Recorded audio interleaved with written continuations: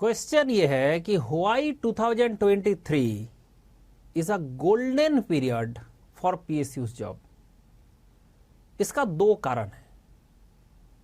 पहले तो इसको समझिए कि कोरोना करके बहुत दिन तक ये डिसीजन ही नहीं हो पा रहा था कि जॉब कब देना है, कब क्या करना है, ये चीज हो ही नहीं पा रहा था। मतलब पीएसयू में स्टूडेंट को पहले रिक्रूट कर लेंगे, उसको ट्रेनिंग देना है, उसके बाद उसको जॉब में करना है, तो वो सब का जो प्रोसेस है वो नहीं हो पाया।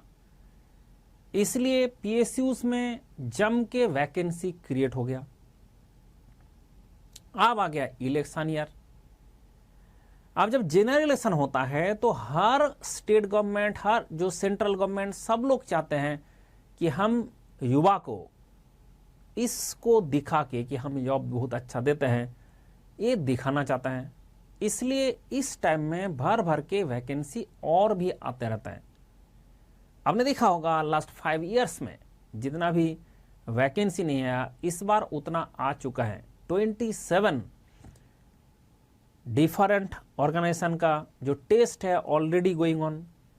इसके बाद जैसे ही गेट का रिजल्ट आएगा आप देखोगे, अभी तक आया नहीं बट अभी भी बहुत सारे पीएसयू नोटिफिकेशन दे दिया।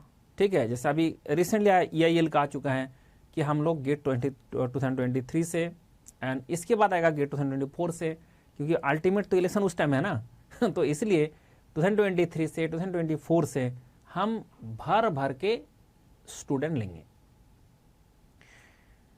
इसमें ऐसा नहीं है कि ये सिविलेशन के लिए किया जा रहा है। ये कारण ही होता है कि पहले जो भर्ती नहीं किया गया, अब काम कौन करेगा। जहां भी भर्ती नहीं होता है उसके बाद ऊपर में जो सीनियर है वो तो सीनियर से और सीनियर होता रहता है और उसके नीचे कोई आदमी नहीं रहता है, तो उसमें भर भर के वैकेंसी क्रिएट होता है। तो जॉब आपके लिए वेट कर रहा है, लेकिन हर चीज का एक लिमिट है। जैसे अभी IAS का एग्जाम हुआ, प्रिलिमिनरी एग्जाम, उसमें किसी ने अगर 40% भी करके आया, ओनली 40% जनरल कैंडिडेट, उसको भी प्रिलिमिनरी एग्जाम क्वालिफाई हो जाएगा। मतलब इस लेवल में भी चला गया कि 40% भी अगर क्वेश्चन सॉल्व करके मार्क्स मिला तब भी, जैसे पिछले साल 45 मार्क्स मिला था उसको पीएसयू का कॉल आ गया। अब ये सिनेरियो पहले नहीं था, इसलिए हमारा जो पुराना स्टूडेंट है वो लोग कभी कभी वीडियो देख के दुखी हो जाता है। उन लोगों को लगता है कि भाई हमारे टाइम में तो ऐसे नहीं था। हमारा टाइम में 280, मतलब अभी जो 200 मार्क्स का मैं बात कर रहा हूं आउट ऑफ 500, उसमें 280 290 में जाके क्वालिफाई होता था। तो अब इतना कैसे कम हो गया भाई? नंबर ऑफ स्टूडेंट मैकेनिकल में कम हो गया, नंबर ऑफ वैकेंसी बढ़ गया। पहले चीज ही को नहीं समझ रहा है। सब लोग लगता है कि मेरे टाइम में जब नहीं हुआ था तो इनके टाइम में भी नहीं होगा। That is very wrong concept. पिछले साल तो मैं भी इसमें जैसे स्टूडेंट को बोला था कि भाई तुम्हारा 500 स्कोर भरो, मतलब मैं भी उतना कम तक तो मार्क्स नहीं सोच रहा था कि उसको पीएसयू भरना चाहिए। लेकिन जो लोगों ने फॉर्म भरे थे उन लोगों को जॉब का ऑफर आया, और अगर अच्छा इंटरव्यू दे दिया, देखो आपको कहीं ना कहीं अच्छा करना पड़ेगा। आपको इंटरव्यू में बुलाया, फिर आपने बोला मुझे कुछ नहीं आता है, तो क्या आपको कोई रखेंगे? तो इसलिए क्या होता है, दिस इज गोल्डन पीरियड। अगर आपने इस टाइम में 3rd ईयर में हो, 4th ईयर में हो, पास आउट हो, अभी आपके लिए गोल्डन अपॉर्चुनिटी है। अभी नहीं तो कभी नहीं, ध्यान रखे, क्योंकि इसके बाद नंबर ऑफ स्टूडेंट फिर बढ़ेगा। ये साइकिल है। पहले हम जो पढ़ाते थे, मैं जब 2007 में पढ़ाना शुरू किया, 2007 में, तो पूरा मैकेनिकल इंजीनियर आता था 300। अब सोचो, मेरे पास पढ़ने आते थे 2007 में 300 ऑल ओवर इंडिया से, ओनली 300 मैकेनिकल का। उसका मैंने 290 तक तो एक साल में नौकरी करा देता था। फिर क्या हुआ, वो 300 से एक झटके में 3000 हो गया। ठीक है, एक साल में एक झटके में 3000 हो गया। लेकिन जॉब तो 400-500 ही था उस टाइम में, 400-500 जॉब था। तो फिर क्या हुआ, फिर फाइट बढ़ गया, फिर कट ऑफ बढ़ गया। उसके बाद स्टूडेंट बढ़ के हो गया 20,000 एक साल का। मैंने एक साल में 20,000 स्टूडेंट भी पढ़ा हूं मैकेनिकल का। अब जब इस टाइम में जो लोग फंसा, जॉब उतना ही है, तो उनको मैंने बार बार बच्चों को बता रहा था कि भाई तुम लोग जिसको जॉब डायरेक्ट नहीं मिल रहा है पीएसयू में, आईआईटी चले जाओ, एनआईटी चले जाओ, उसके बाद आपको जॉब मिल जाएगा। जो ये बात माना वो चला गया, जाके खुश है।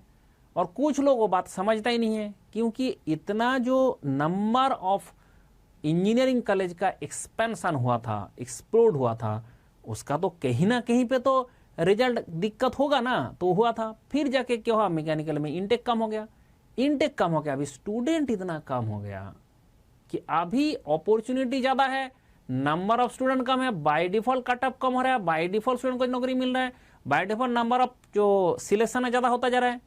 अब इसके चक्कर में कुछ स्टूडेंट समझ ही नहीं पा रहा है कि तुम्हारे टाइम में जो नहीं हुआ था अब वो हो रहा है।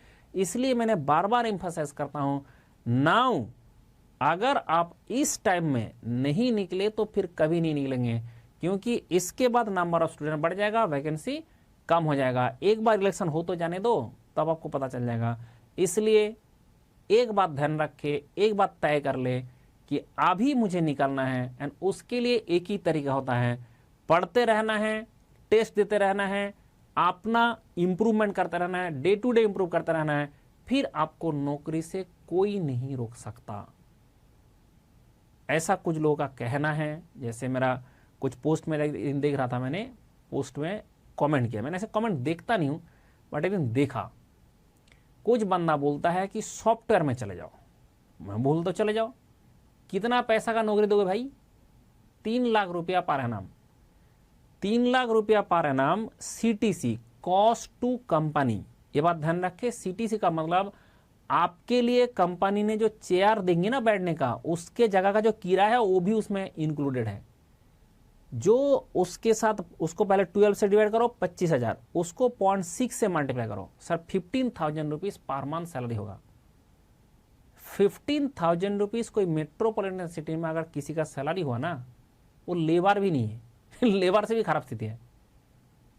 आप जब आप ऑफिस में जाओगे, उसके बाद जब वहां पे पीजी में रहने का कोशिश करोगे, एक पीजी का जस्ट आपका रहने का खाने का 10,000 रुपया मांगेगा। गुड़गांव आ जाओ, नोएडा आ जाओ, दिल्ली में आ जाओ, पीजी का रहने का लायक जो है वो 10,000 रुपया महंगा। और अगर आप उससे कम में जाओगे, वो ऐसे बेहाल हाल पीजी होता है, उसमें रह भी नहीं पाओगे आप। तो 10,000 रुपया तो आप पीजी में चला गया, अब बचा 5,000 आने जाने का, मेट्रो का किराया देके दिखाना ठीक है। इस स्थिति में नौकरी मिलेगा, तो नौकरी मिलेगा, लेकिन उस स्थिति वाला मिलेगा। जितना भी आपके बच्चे का जो नौकरी, जिसको नौकरी मिल रहा है, ढूंढो, सबका कितना है, 2 लाख 3 लाख ऐसे तो पे पैकेज में मिलता है। तो उस टाइप का जॉब का मैं बात नहीं कर रहा हूं, मैं बात कर रहा हूं 1 लाख रुपया पर मंथ मेरे पास मिले ठीक है, उस जॉब के लिए बात कर रहा हूं। और वो सब लोग प्रयास कर रहे हैं, और उस प्रयास में अगर आप सक्सेस लाना चाहते हो तो this is the golden period. क्योंकि मैंने 2007 से इंजीनियरिंग इस फील्ड में हूं, उससे पहले मैं खुद ही ट्राई फाइट कर रहा था ठीक है। तो मुझे 2002 से मैं उस टाइम में हूं, इस फील्ड में हूं, तो मुझे पता है कितना इसमें चढ़ाई उतराई हुआ है, कितना number of student increase decrease हुआ है, कितना ऐसे टाइम में आया था लोगों ने पढ़ पढ़ के कुछ नहीं कर पा रहा था, ऑप्शन आ ही नहीं रहा था, वैकेंसी नहीं आ रहा था, पीएसयू वाले जो बंद करके बैठे गए थे। तो ऐसे ऐसे कांड हुआ है। अब अभी तो सिचुएशन सुधर गया, तो अभी आपके पास मौका है, एंड इस मौका को अगर आप हाथ से जाने ना दे, तो इसलिए अनअकैडमी आपके लिए लेके आया है